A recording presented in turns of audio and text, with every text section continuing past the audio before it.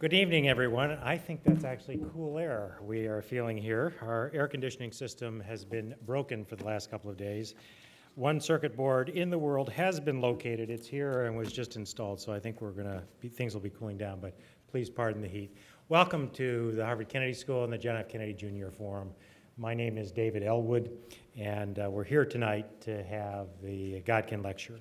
The Godkin Lecture is probably the most prestigious lecture that we have here at the school, perhaps at the university even, and we're very, very pleased to have John Deutch here to join us.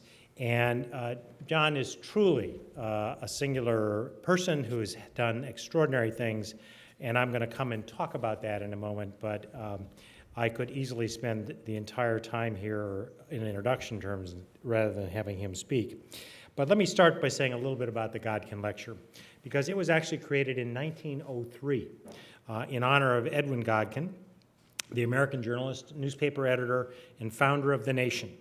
And it was the point was to provide a notable platform for addressing the essentials of free government and the duties of the citizen. Previous Godkin Lectures include Nelson Rockefeller, James Q. Wilson, Larry Summers, Antonin Scalia, Nan Cohen, Tom Schelling, Daniel Patrick Moynihan. And so tonight we're joined by an equally august speaker, John Deutch. Now, if you started out and heard that someone was had gone to Amherst and then had gotten, I guess, a MS in chemical engineering and a PhD in physical chemistry from MIT, I'm sure the first thing you'd think is future CIA director. I'm sure you'd say, obviously, someone who would be a deputy secretary of defense. I'm sure you'd think, gee, this is someone who ought to be the director of energy research, and on and on and on. But John Deutch has done all that and more. In addition to all those things, and I'm going to be more specific about them in a moment, he's also the an institute professor, which is the highest honor at the Massachusetts Institute of Technology. And he has served as both the chairman of the Department of Chemistry, the dean of science, and the provost. He has more than 140 technical publications in physical chemistry and numerous publications on technology, energy, international security, and public policy issues. I would say John's only fault is that he doesn't have an opinion on almost anything because he sees all sides. And I'm sure tonight, once again, we will have that. He has served he's served in many, many different administrations. He's served on the President's Nuclear Safety Oversight Committee, President's Commission on Strategic Forces, White House Science Council, President's Committee on Advisors on Science and Technology, President's Intelligence Board, President's Commission on Aviation Safety, the Commission on Reducing and Protecting Government Security. Chairman is a commission to assess the organization of the federal government to combat the proliferation of weapons of mass destruction. He's got all kinds of awards and honors, ranging from he's a member of the American Academy of Arts and Sciences, the Alfred Sloan Foundation, Guggenheim Fellow. Now, one thing that, by the way, those of us who serve in public service, to the extent, we do sort of have very few ways that people are really honored other than these many titles. But one of the few is something called the Public Service Medal. And many departments or agencies or parts of the armed forces will give out armed services, public service medals. Now, you can imagine these are rare and surprising and admirable. Most people would be thrilled to get one in their lifetime. A few people get more than one, maybe two. And even more amazing is if you get one from more than one place. Okay, so let me read the public service models that John Deutch has had. Department of Energy, Department of State, Department of Defense, twice, Department of the Army, Department of the Navy, Department of the Air Force, Department of the Coast Guard. Do the Marines not have one? The Central Intelligence, Distinguished Intelligence Medal, Intelligence Community Distinguished Intelligence Medal as well. And he's received many honors from across the country and across the world. He's also a member of the National Petroleum Council, the Defense Science Board, and many other things. And indeed, he has reached the highest pinnacle of all, which he's become a member of the Harvard Kennedy School Visiting Committee. I'm sure a capstone of an otherwise dull career. What is really remarkable about John is that he is obviously knowledgeable about a wide range of things, but in his soul, he deeply believes in public service and deeply believes in getting it right. And he will fight hard for those principles and those ideas and those ideals. And as a result, there's no question that John Deutch is the perfect Godkin lecturer for us this evening. Ladies and gentlemen, please welcome John Deutch.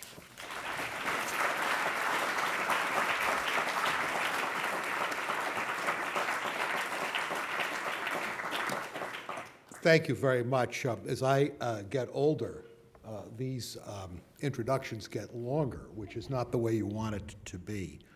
And I'm reminded that shortly after I became Director of Central Intelligence, I invited President Clinton and Hillary Clinton to come out and visit the Central Intelligence Agency.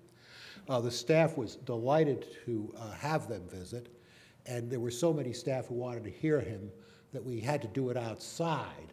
It was 120 degrees if it was 1 degree. And Clinton, in a matter of a few strokes, took what was a 20 or 25-minute address that he was going to give to the employees and carved it back to 12 minutes and became popular, even more popular in their view. I've cut back my 55-minute presentation by a few minutes, but I want to tell you that I am very pleased to be here. Many members of the Kennedy School, many members of this faculty and students have enriched both my personal and my professional life. So it's a matter of real pride and very important for me to have been asked to be here. I've been associated with the school and with its Belfer Center, which I admire enormously for a long time. So thank you all for coming. As the dean says, Godkin lecturers are asked to do a more fundamental inquiry into how our government is functioning and what changes can accelerate the progress that we make at turning to so many issues that face our country and our citizens: health, national security, economic prosperity. Tonight, I want to discuss the nation's need to address our energy problems. Now, the argument that I'm going to put before you is that the failure of the United States to adopt a consistent and effective energy policy, despite recurrent crises and multiple calls for action, has been going on for more than 40 years. I believe that this failure should be of interest to the Kennedy School, both its faculty and its students, because it has to do with the dedication to improving good government here in this country. Why is there this failure in energy policy? Now, the usual action might be to point to lobbyists, to special interests, to excessive partisan behavior, to public apathy as corrupting the political process. But there are other aspects of the question that are worth examining. What are the constraints in how the government is operating that inhibits progress? And what changes might make the government work better? So my purpose tonight is not to address specific energy issues, but rather to contemplate how we can do things to make the current paradigm much more effective. You know, a couple of weeks ago, the American Academy of Arts and Science sponsored a symposium on the future of energy. The participants included a distinguished government official, an economist, a chief of an industrial firm, and a venture capitalist. I was struck that while each speaker explained how they thought the United States should best address an important aspect of the energy problems we face, reducing dependence on oil imports, reducing the risks of climate change, revitalizing a carbon-free nuclear power, encouraging greater use of renewable energy technologies, not one of the speakers asked what lessons could be learned from the history of the government's lack of success about what works and what does not work. Let me tell you that as a former dean of science, if you find a theory that isn't working, the first thing you should do is go and look at the data and what's happening. As a former Deputy Secretary of Defense, I know that no military commander, after failing to take the hill the first time and accepting casualties, would continue to do the same thing without asking what can be done different. This evening, I want to suggest 4 reasons that underlie the inability of the government to formulate an effective and sustained energy policy. The first is the adoption of unrealistic goals. The second is the international nature of energy problems. The third is an inability to use effectively planning and analysis. And the fourth is a fundamentally flawed conception of government's role in how to advance technology innovation in the energy area. I'm going to offer some recommendations for change in how the United States approaches this, and I'm also going to conclude with some steps about how the steps the Kennedy School might take to increase the possibility of change. So let me begin by asking, what about these goals that people set? Why has it proven so unsuccessful? President Carter in 1977 announced a policy for the nation. 1977 is 33 years ago. And he said, I'm sure each of you will find something you don't like about the specifics of our proposal. It will demand that we make sacrifices and changes in our lives. To some degree, the sacrifices will be painful, but so is any meaningful sacrifice. It will lead to some higher costs and some greater inconveniences for everyone. Carter proposed establishing a Department of Energy with several functions, managing all the energy functions of the federal government, developing plans and programs for dealing with domestic energy production and import shortages, planning and carrying out a balanced and comprehensive program of research and development. Simply put, the Department of Energy was to manage energy programs and formulate a national energy policy. What does that mean? I take such a policy to mean a comprehensive, coordinated, multi-year plan of action to achieve objectives for all government agencies, supported by programs that are allocated adequate resources. The policy, to the extent possible, should be supported by quantitative analysis of the costs and benefits of alternative courses of action. Few would debate that the Department of Energy has not lived up to these expectations, and except for the 1978 and 79 National Energy Plan, we have had no real comprehensive energy plan placed in front of the American people or its representatives since that time. In part, this failure has been unrealistic goals that our political leaders are always eager to present. In November 1973, President Nixon said, "Let this be our national goal.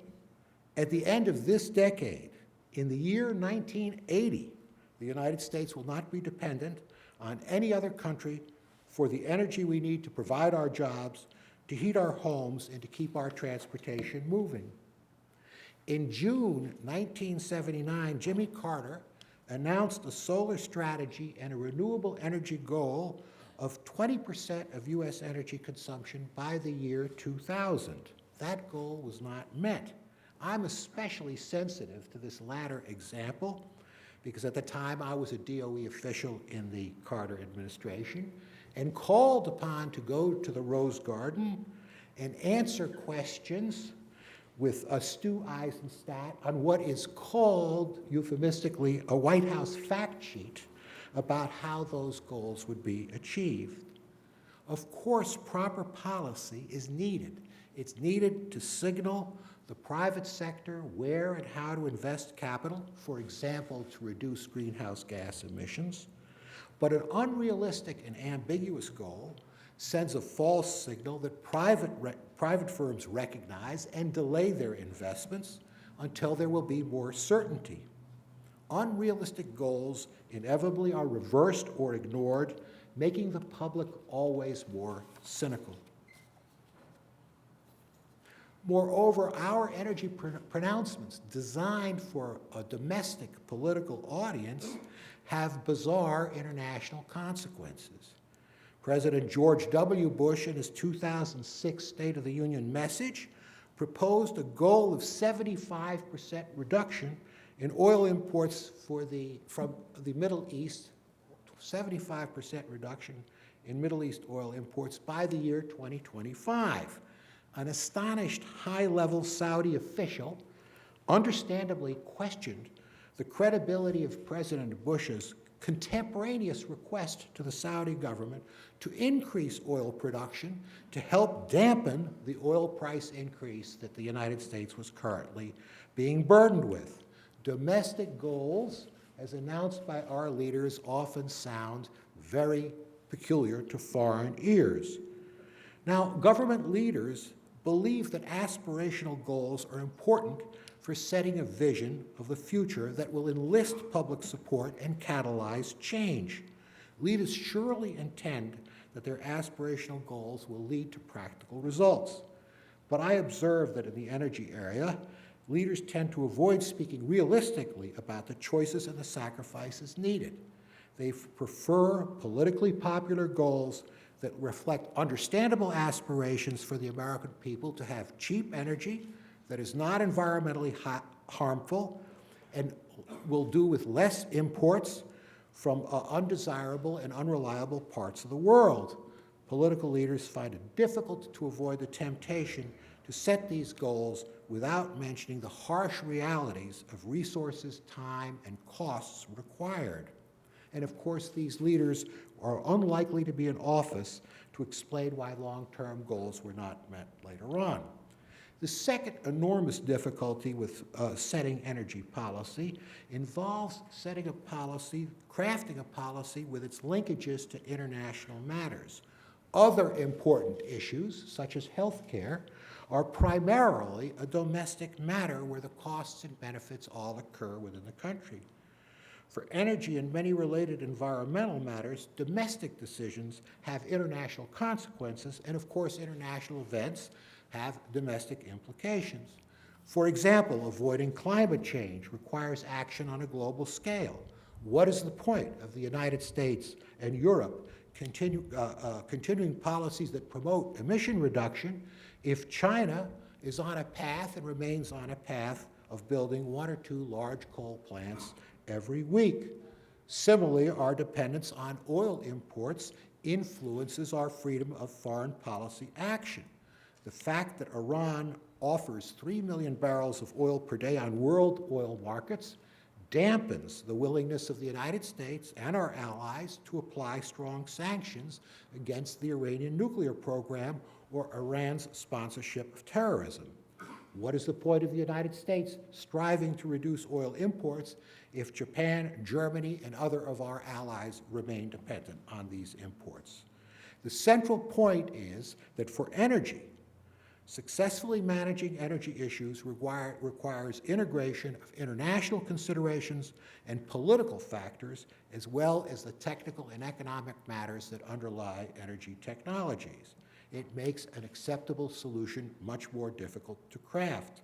And in general, the United States is managing this linkage poorly. There are exceptions, and a very famous exception is one that has been of central interest to the Belfer Center and the Kennedy School for many, many decades, and that is how the nuclear fuel cycle is linked to the problems of proliferation around the world.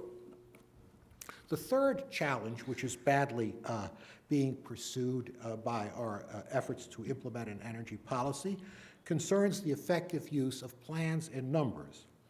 Aspirational goals, when they are announced, are rarely accompanied by serious analysis that indicates how the goal will be credibly achieved, or by benchmarks that measure progress towards achieving this goal. It's madness to imagine the possibility of adopting a policy without careful quantitative analysis of the costs and benefits of alternative courses of action.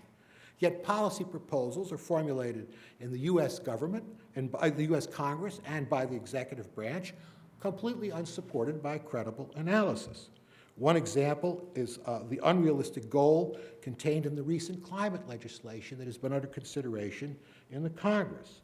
Another example are the ambitious executive branch goals to modernize the electricity grid with little, if any, modeling and simulation to identify the trade-offs between generation, transmission, energy storage, and pricing policies. Quantitative multi-year plans are essential for managing public programs.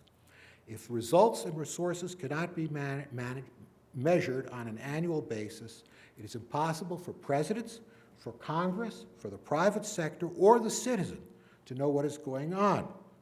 Furthermore, there are significant uncertainties as we proceed to go through our plans, and these uncertainties must be anticipated, and there must be efforts to assess through analysis and modeling what what likely future choices may be necessary. Modeling on both a macro and a micro scale informs decision makers confronted with uncertainty about the costs and benefits of the options they should be considering. The absence of analysis also leaves our leaders much more vulnerable to the pressure of special interests in the political process. You know, I often hear that technology is the answer to energy problems. Now, the time available to me this evening does not permit me to go through why I think there's been such a shortfall in what we should be doing about innovation, technology innovation in the energy sector. I do not have the time to go through that. I do believe that the search for a magic bullet, technical bullet solution for energy problems is futile. Let me just say that the answer to the question, is technology the answer, almost certainly is no, in the sense that it is unlikely that unforeseen technical breakthroughs will create ways to produce inexhaustible, inexpensive energy sources that have no adverse environmental effects.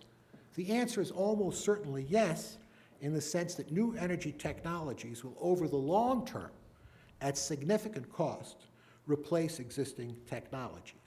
The pace of this transformation depends on the foresight in large measure of government policy, and it has not been great up till now.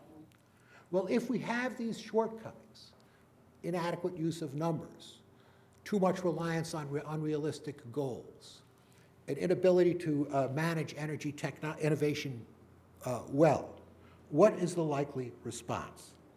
There is widespread public concern about energy and many expressions of necessary goals.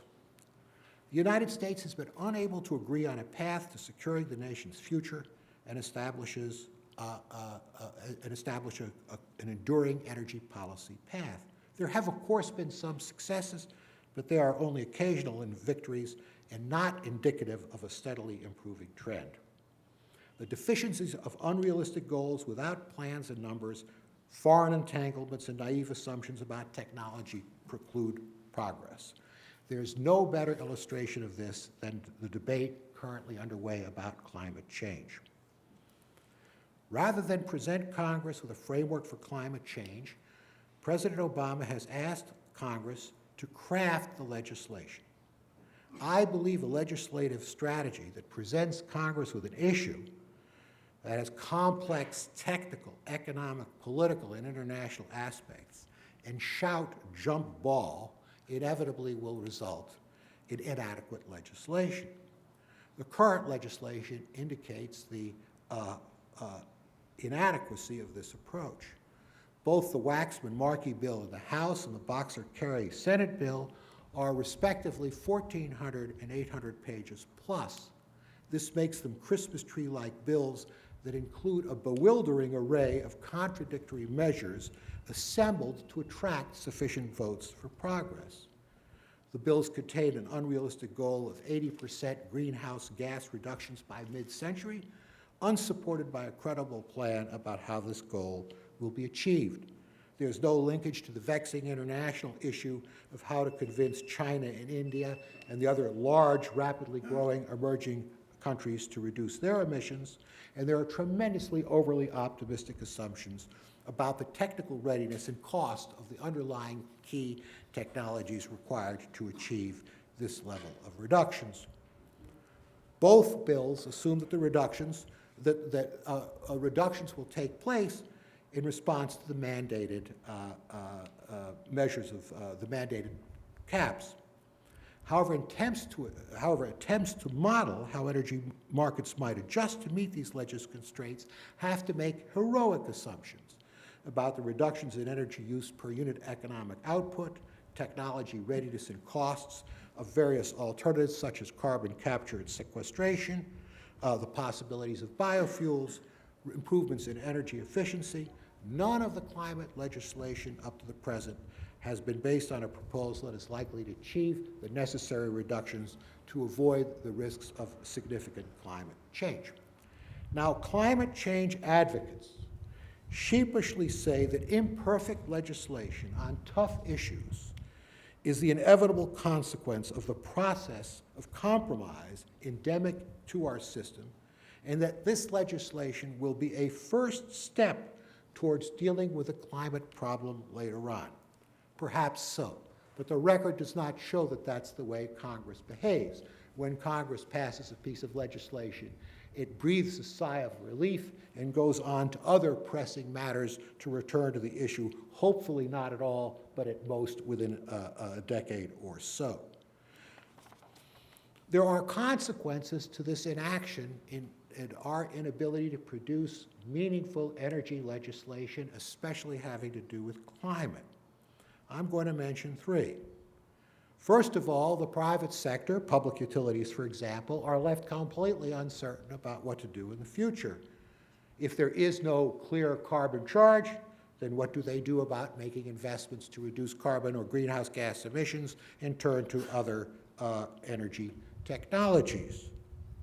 And secondly, if there is no action on the national level, then you could expect that the public will expect to take action at the local level, at states.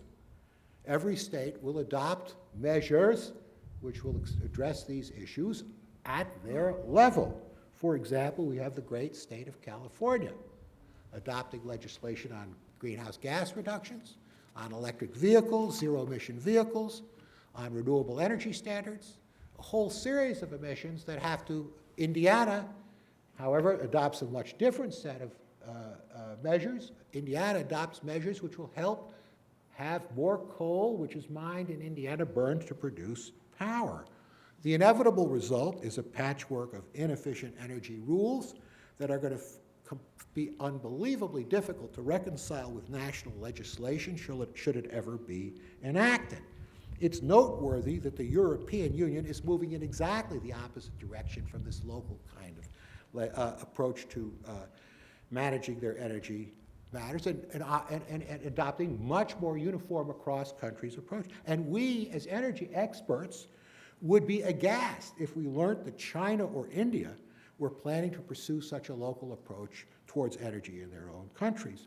The third consequence is, as some people here may know, if you can't do it by legislation based on a technically and economically crafted program, you're going to turn to mandated regulation. And indeed, the Supreme Court has ruled that carbon dioxide is a criteria pollutant under the Clean Air Act and turns to the Environmental Protection Agency to issue regulatory mandates of the amount and the timing of reductions throughout the economy.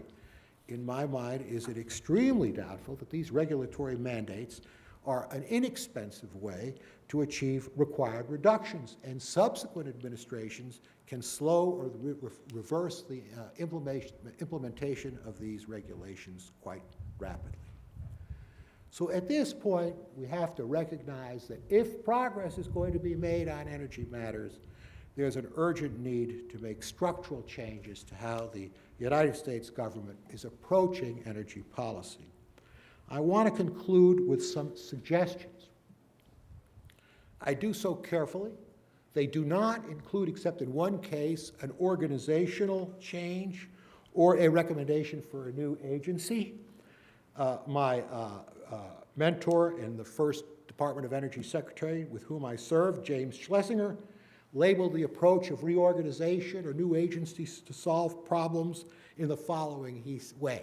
He said, different tree, same monkeys. So I want to avoid reorganization. So here are five. The first is to establish a mechanism that harmonizes domestic and international aspects of energy policy. Many arrangements are possible. My preference is for an interagency council to be co-chaired by the Secretaries of Energy and State, with authority and responsibility for these matters rather than placing responsibility in the White House or the National Security Council or the National Economic Council. Secondly, I believe that no progress will be made unless Congress takes a much different view of this problem. And therefore, I suggest establishing a new joint permanent committee on energy.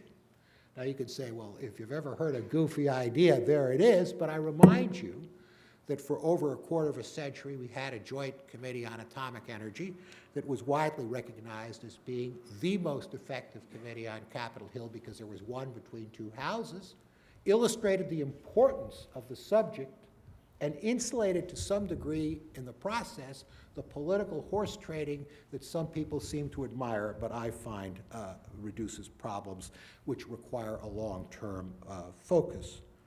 I think there needs to be serious rebalancing between federal and state authorities over energy issues.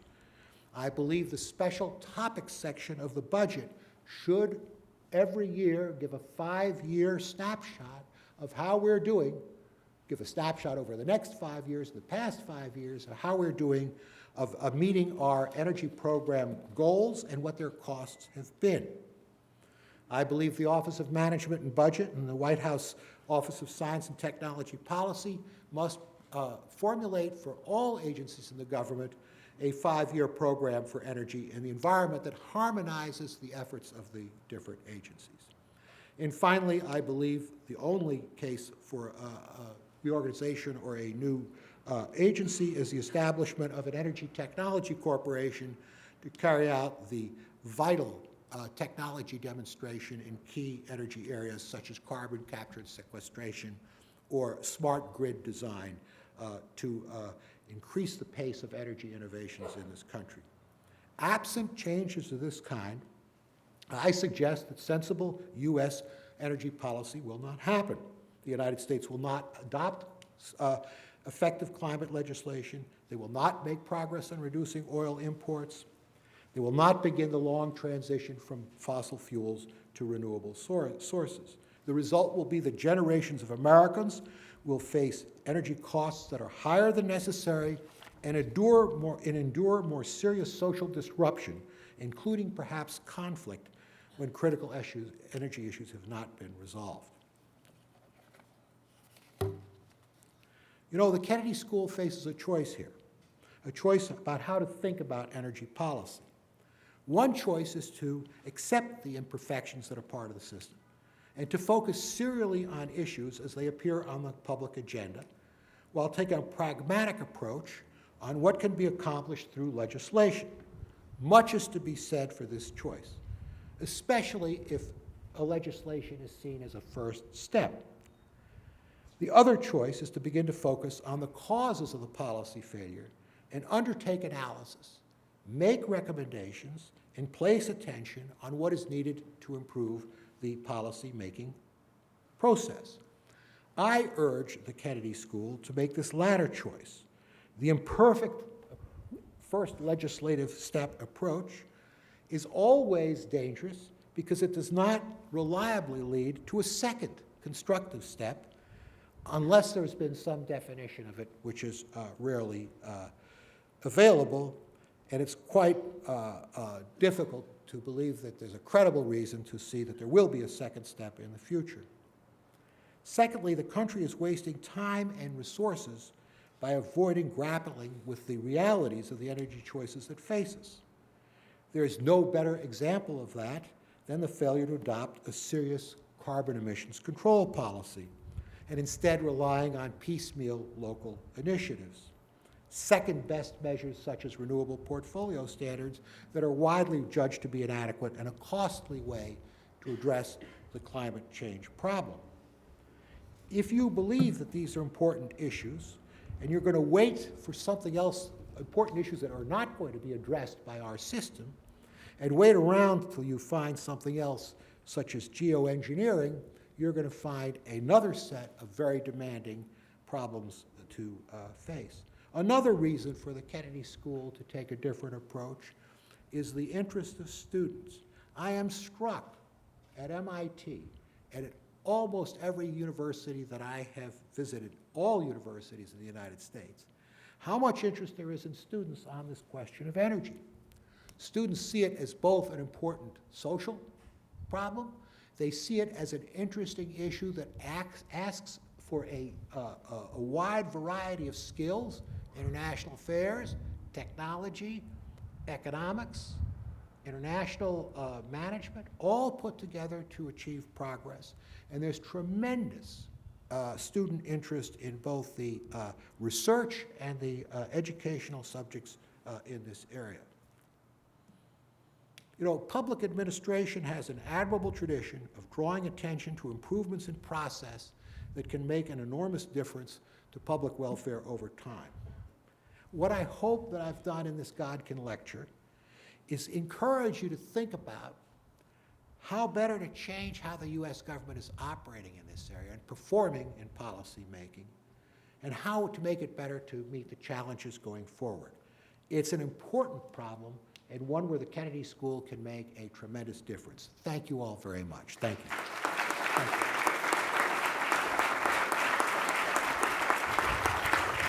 Thank you.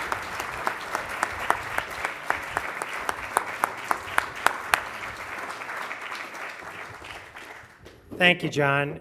We now have time for questions. There are microphones located at 4 places: here, one up here, another one here, and up here. So if you just come here, and let me remind you characteristics of a good Kennedy School question. Number one, you identify yourself. Number two, it is short, containing just one thought. And number three, it ends with a question mark. And with that, let's start right here. My name is Tim Barrows. I work for the Draper Laboratory. And you mentioned a 5-year planning outlook. Where did this time scale of 5 years come from? It doesn't synchronize with any of our political cycles. What is the reason for 5 years? It's a very good question. I can tell you where it came from. It came from the history of, the bureaucratic history of the 5-year plan in the Department of Defense. But if you say to me, is there any reason to choose the 5 years, I would have to say immediately no. If you said, what is a politically realistic time period to pick, it would be 1 year or less, because that's how Congress operates. If you tell me what is the reality of what is needed here, it's 30 years or more, but there's no reason to be able to believe that you can get legislative approval for that. But it's a very good point, and I take it the planning horizon must be greater than 5 years for sure. Keeping track of how the money is being spent and where, 5 years would be a marvelous start. I want to take advantage of my role as moderator to ask a question, John, and then I'll come over here. First of all, John promised me that I would hate the speech, and unfortunately I liked it, so it's a disappointment to us both. But the one question I want to ask, I actually thought your analysis was both compelling. It's a tough problem. We need sacrifice. We need different kinds of strategies and so forth. It was notably weak on politics. You know, the problem isn't just that the Congress wants to act but can't quite have the right committee structure, and they fight about it. Very few members of Congress seem to be willing to put up with the high cost that they seem to face, and with a public that's not so compelled. So help us think a little bit more about how one makes this something that actually the Congress would like to reorganize in order to solve. Professor Elwood, he described what a good question was. He didn't describe what a good answer was. You know, I must admit that I'm a physical chemist. I'm not a big political expert. But let me tell you, I have taken to Congress twice in my life in the energy area major proposals. The 1970 Energy Acts were, except possibly for the recent economic stimulus package, were probably the most comprehensive legislation ever done. And the 1980 Energy Security Act, where you took to Congress a coherent plan, which said financing came, and that time it didn't make everybody happy, the windfall profits tax, and here's how it was going to be spent. So if you go to Congress with a very comprehensive plan, including, I believe, tax or revenue-raising provisions, I do believe that it is possible to, with attention and effort and a facts to back you up and good analysis, I'm not sure that you can't sell it to Congress. That's not what we have had from recent administrations, and I might say including this administration. This administration has not gone forward with a comprehensive plan backed up by analysis. They've gone forward saying, let's make a deal. Right over here. Good evening. I'm Murray McCutcheon. I'm a postdoc in the School of Engineering. Thanks very much for your thoughts. Why is the climate change issue always cast in Washington as causing more pain for the American public, higher taxes, rather than an opportunity to reinvent the American economy, create more manufacturing jobs, really be the next big thing? First of all, I can't tell you how pleased I am to see an engineering student here this evening. I think that's terrific. We need to spend more time on this. But almost all of the technology changes that you're going to need are unfortunately going to take more dough per unit output. It's going to be very hard to make these things accomplish higher efficiency at lower cost. And so I tell you, whether it creates more jobs or not, that's going to be a contest about whether the jobs go to the United States or to China or elsewhere. But it's a question that deserves analysis, but it is not going to be easy, and technology isn't going to get you there. Semiconductors were in the 50s or 60s? I don't think there's I don't see that immediately as a good analogy. Right over here. I'm Richard Zeckhauser. I'm a professor here, and I knew John before he was important. Was there such a time? There was. There's a good question. Thank you for your provocative comments. I noticed that all of your solutions involved, in some way, restructuring the way government conducted its business. And you gave a nice endorsement to what universities can do, is we can help to prescribe how they should change that.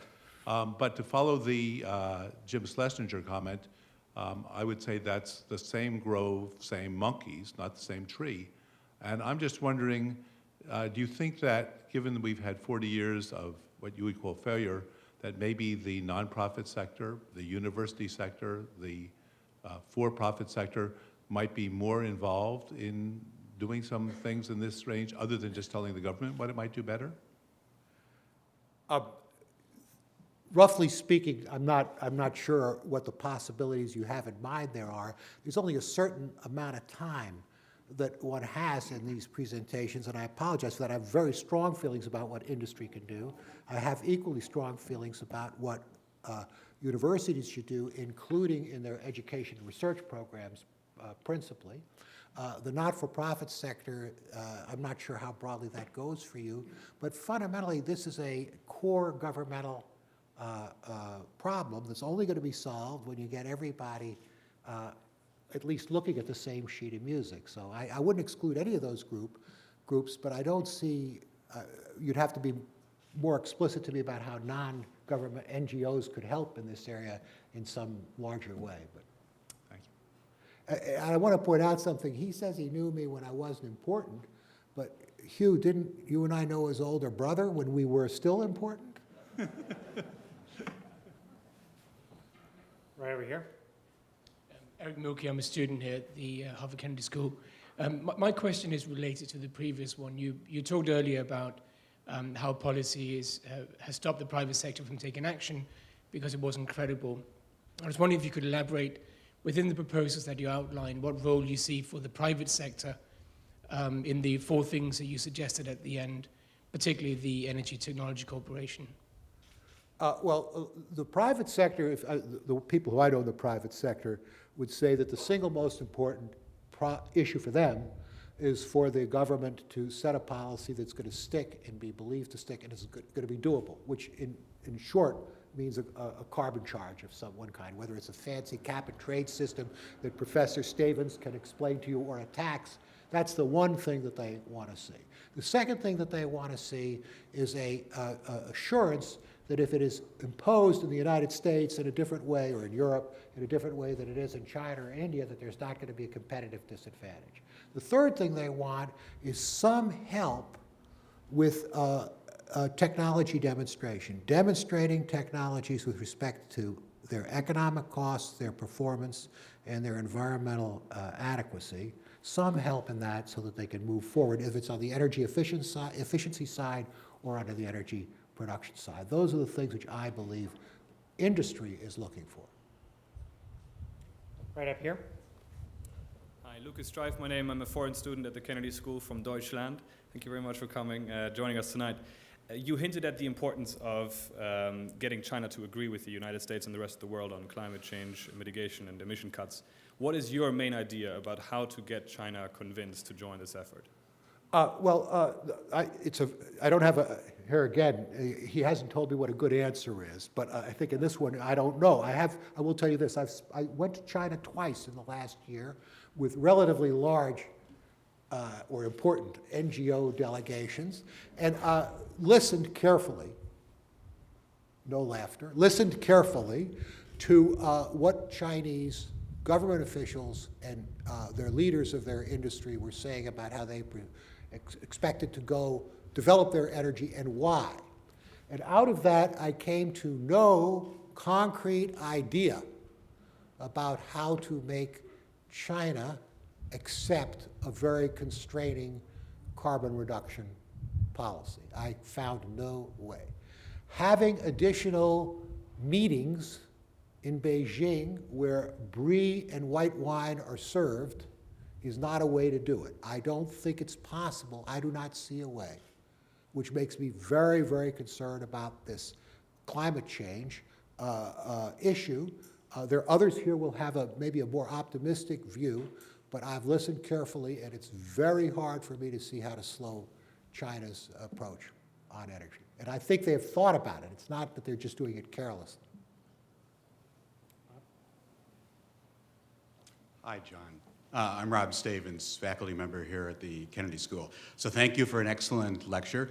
Those of us who know you only since you're highly distinguished, not in the earlier years, though anyone, I think, in fact, who knows you, your background, your interests, your way of approaching matters, would be surprised, I think, that the word geoengineering appeared so briefly in your comments. You were, long before other people talked about the importance of thinking of adaptation, you did.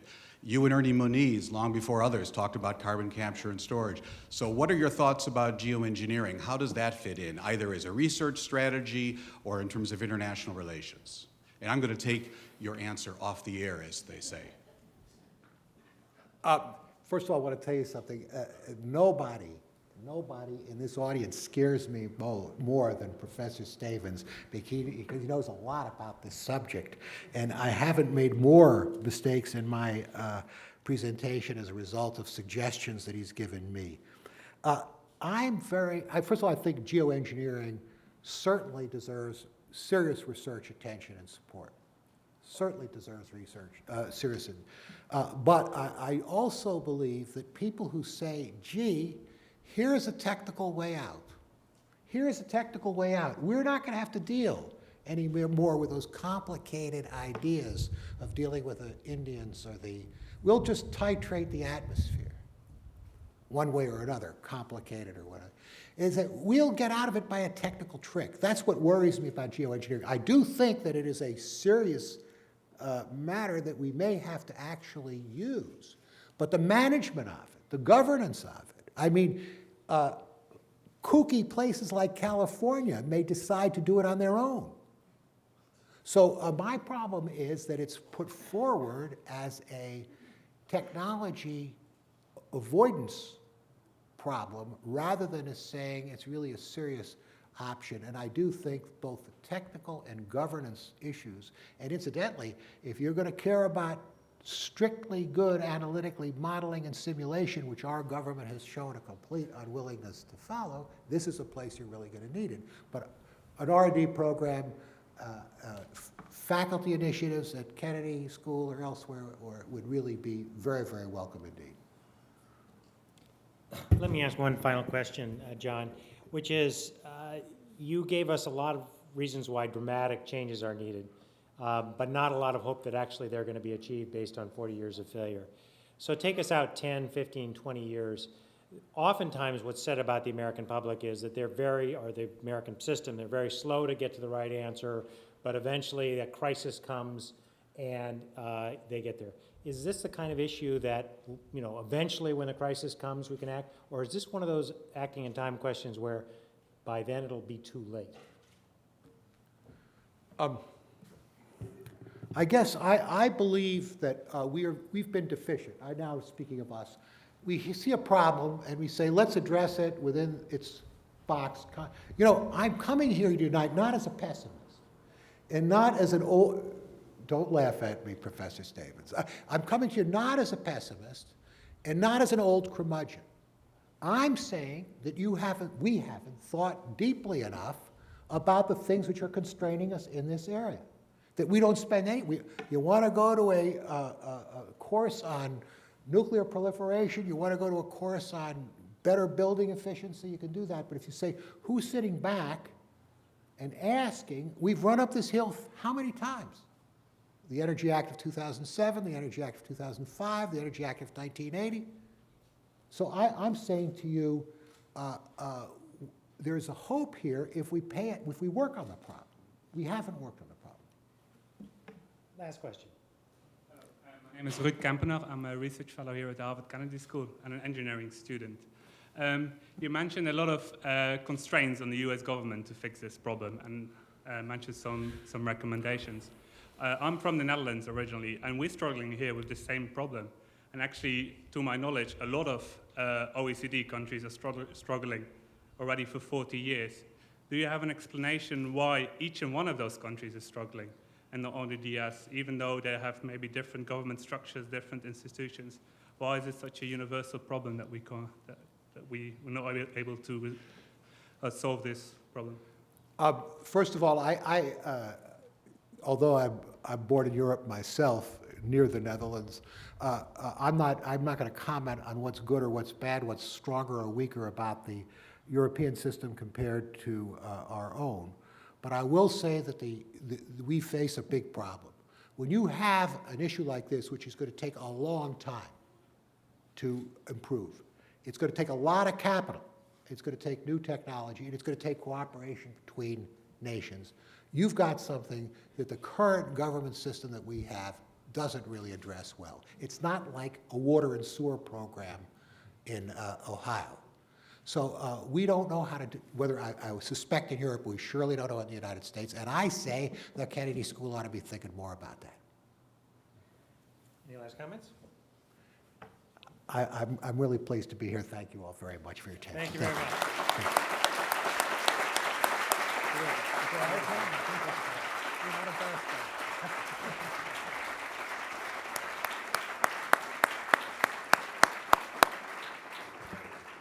Thank you, John, for a terrific speech, very much in the Godkin tradition, and thank you all for being here. Have a nice evening.